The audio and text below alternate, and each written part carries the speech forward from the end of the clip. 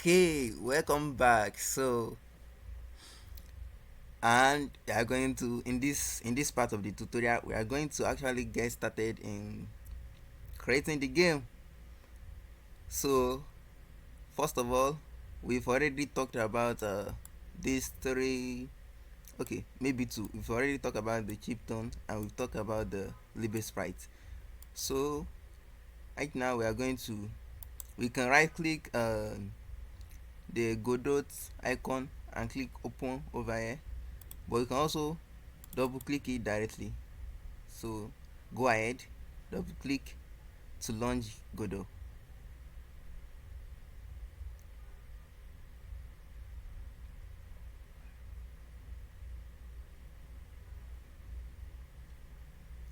Obviously. So this I don't know, maybe we're complete that we this UI that we are looking at is the Godot project manager. So from here we can create a new project directly if you like. We can import an existing project if we have an existing project, because if we don't have any existing project we can't import anything. Or we can just visit this this is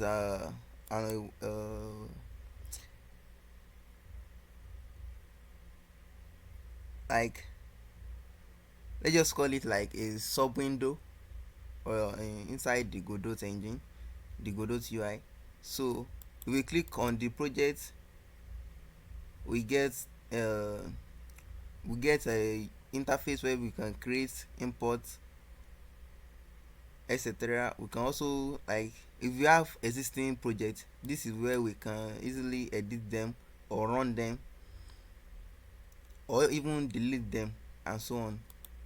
But in the asset library we can actually download uh, projects created by the community, the Godot community. So let's click go online. We can download all these are known as templates.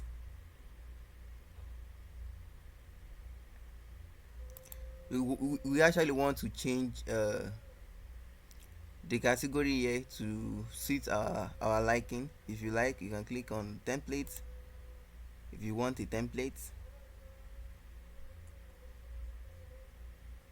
There you go. There are a lot of projects here that are very very very helpful, but we're actually going to be creating everything from scratch. So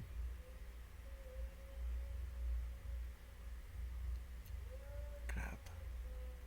Okay, I don't know what is going on. Maybe let's just wait for a minute. Okay.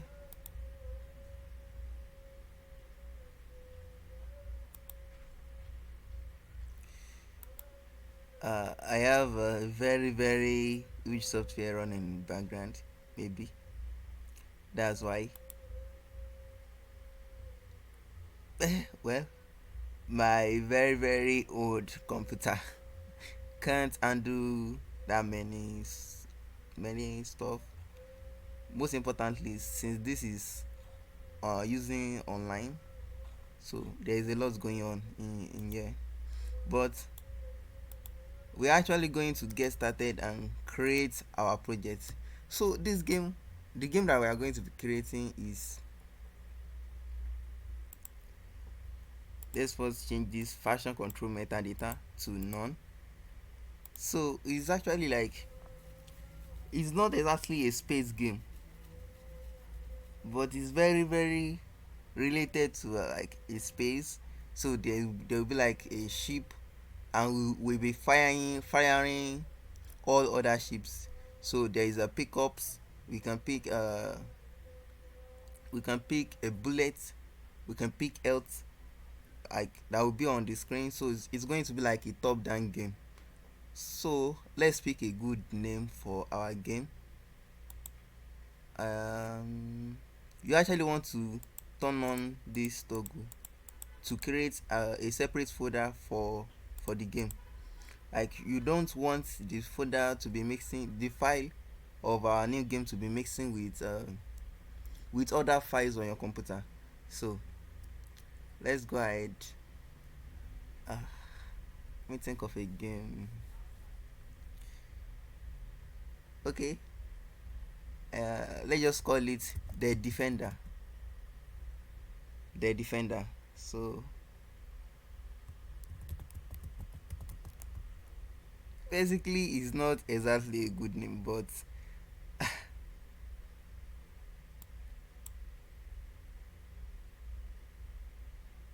okay. Oh, sorry. Click on Documents. Let's select this document folder.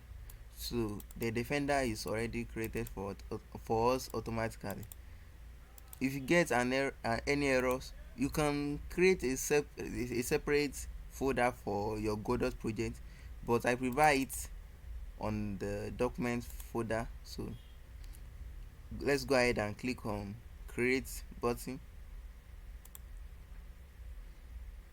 and Godot is going to switch from the project manager to the main Godot editor, so where we actually edit our projects and the likes.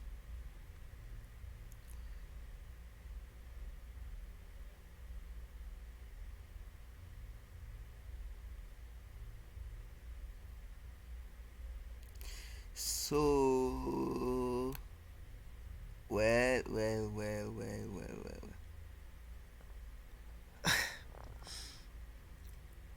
To actually explain things better, we have to learn about how 3D works, how 3D and 2D works in general. So let's close the Godot. Let's open Libre Sprite now, 32 by 32. So we are going to use this to explain uh, how the 3D and 2D works. So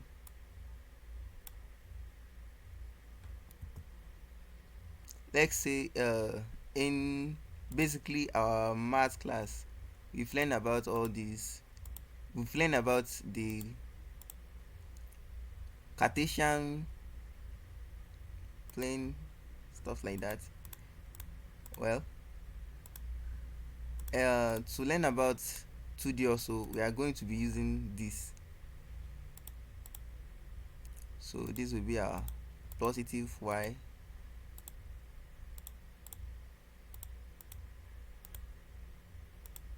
and this will be our negative y, basically.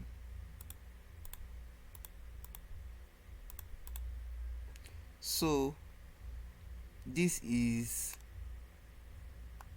two dimension. So for 2D, we basically be working in two dimension.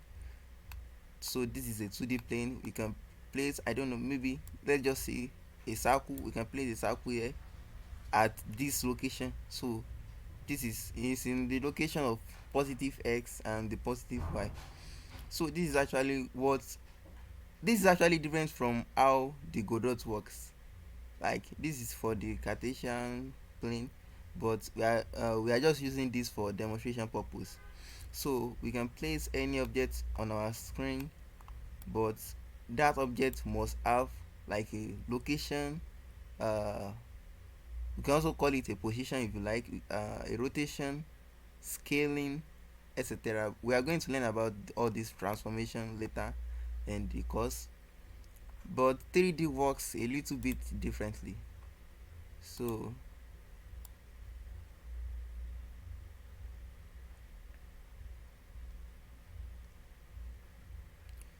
let's say that this is 3D. Right now, instead of having just an x and y, we also have a z axis. We also have a z axis over here also. So basically, we are dealing with three different coordinates here. Now we have the x, we have the y, then we also have the z. So basically 3D is a little bit complex than 2D. So we are going to, in this tutorial, we are going to be working in 2D actually. So the Godot engine works like this basically. Okay, this is just for demonstration purpose basically. So our origin is actually here. Our zero is here. Then we have the positive y over here.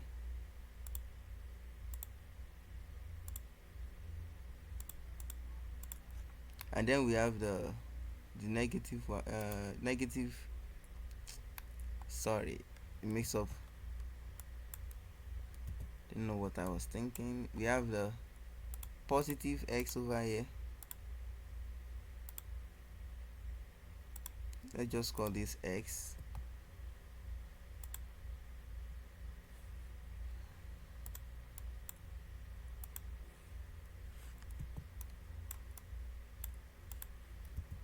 Please note, I'm just demonstrating here. You don't have to follow any of this for now. So this is our positive x and this is our positive y.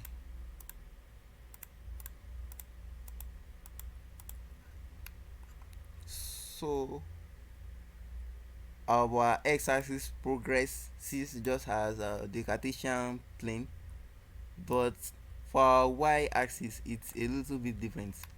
Instead of the y progressing upward like this, we have it progressing down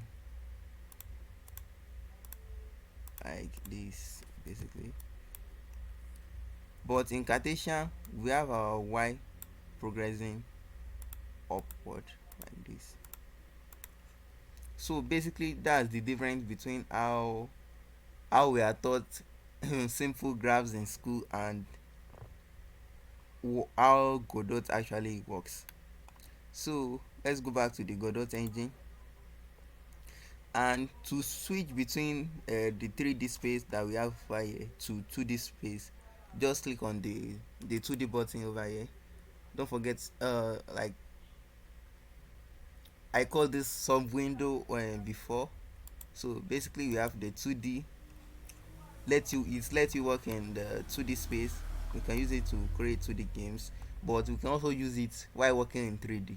Maybe you want to create like HUD, as heads up display or something like that, or the UI basically. So we also have the 3D space that we can use to work with on the 3D stuffs.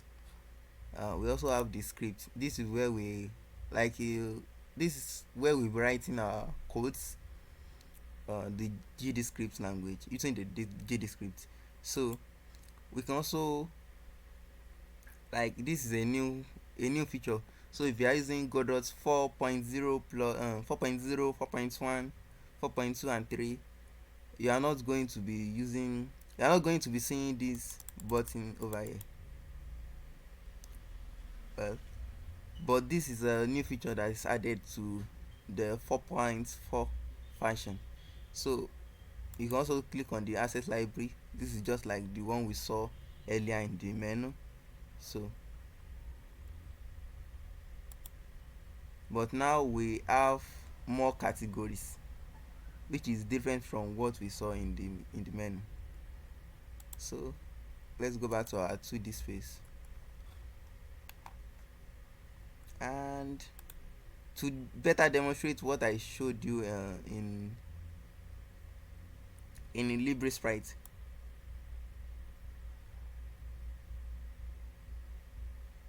okay, right, this is, let's click on this is location 6. We are basically looking at a vector. Just think as vector as what is more than one information. Like if we have basically more than one information, like a number that we have here, we have 6, then we also have 6, we have 2 6. We are looking at a vector. It can be 3 numbers, it can be 4, but if it's more than one, we are basically looking at a vector. That's the basic definition of a vector. So the 6 and 6, we are looking at another. What I'm checking, what I want to show you here is how the y progresses downward. So the 31 that we are looking here is for the x-axis, and the 25 is for the y-axis. But as we go down the UI over here, basically our editor here, to the space. So we are going to see that our y progresses, it increases instead of decreasing as the Cartesian plane. This is a little bit different. So, and it decreases as we move upward. Basically our x increases as we move to the right, and decreases as we move to the left, basically over here.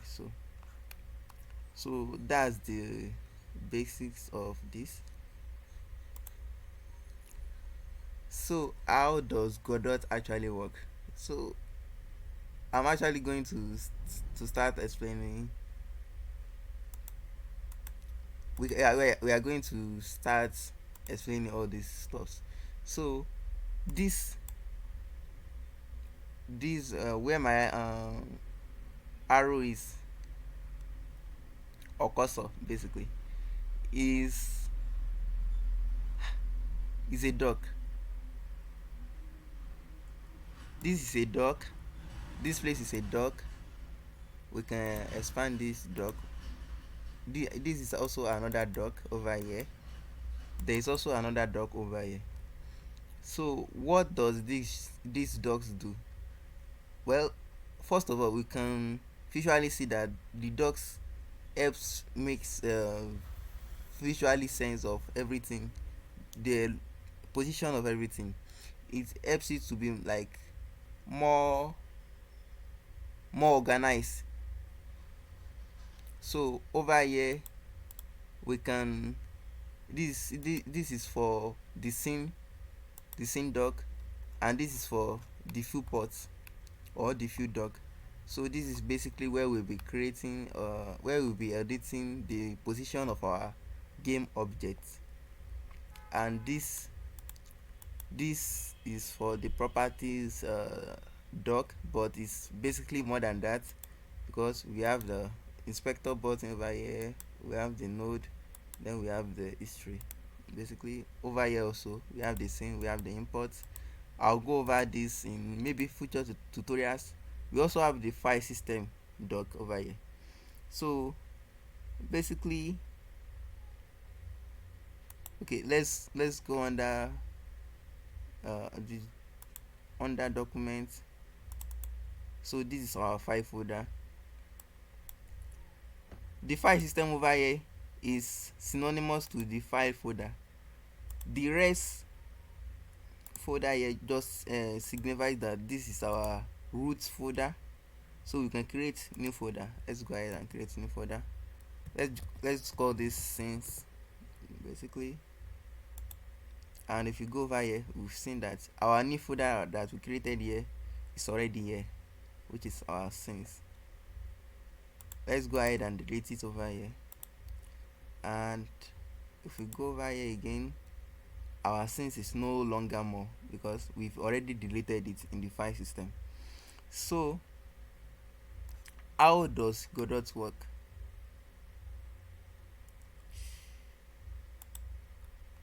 Let's go back to LibreSprite.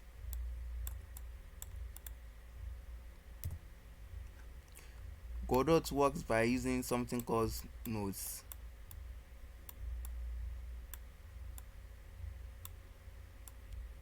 So nodes, actually, let's think of them as what provides us like basic functionality, or although we can extend their functionality, but we actually create node to be used for a certain purpose. For example, if you want to create or a player, or we want to display an image on the screen, we are going to be using nodes for that. But if we have two or more nodes group inside there, like if we wanted to group a list of nodes, we are going to be grouping it on in a scene. A group of nodes is known as a scene. We can have basically one nodes in a scene, but we can have as many as we want in a scene. So that's basically how Godot's engine work. Let's go back to the Godot, and we can start creating our root node.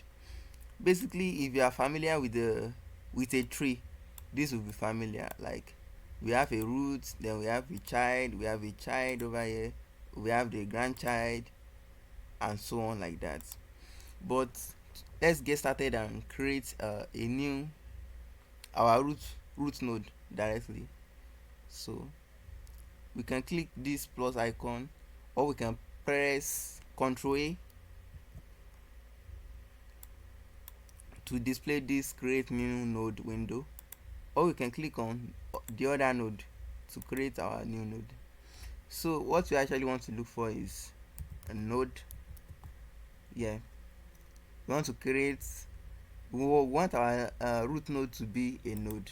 So we are going to double click it. We can see a basic description of the nodes over here, of the node over here. So if you can read it if you want, but I'm going to be explaining things as we move on, as we progress this tutorial. So we've created a new node. Our new node is called node, but we can rename it however we want. Renaming a node doesn't change anything. Like, what we need is the functionality this node provides. We can already saw that in the type. We can change the type directly. For example, let's say we don't want a node type anymore. We want, let's say, a sprite 2D. We can easily change it over here to a sprite 2D. So I'm just going to click cancel over here. To rename a node, we can right click it, click on rename, but you can already see the visual helper that says that we can already click F2 instead of right clicking and clicking rename. You can just click F2 to rename our nodes. But we can also rename our node by double clicking the node and changing it to something else. Let's name it our root.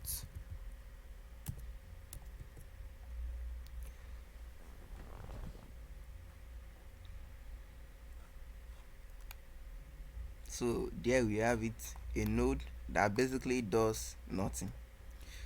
A node is basically a node.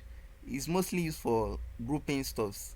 Like, if we have other nodes, we want to group it. Let's say we have like enemies, we want to group them under a parent so that we can easily find all our enemies in a single location. Gosh. So that's what the node is used for.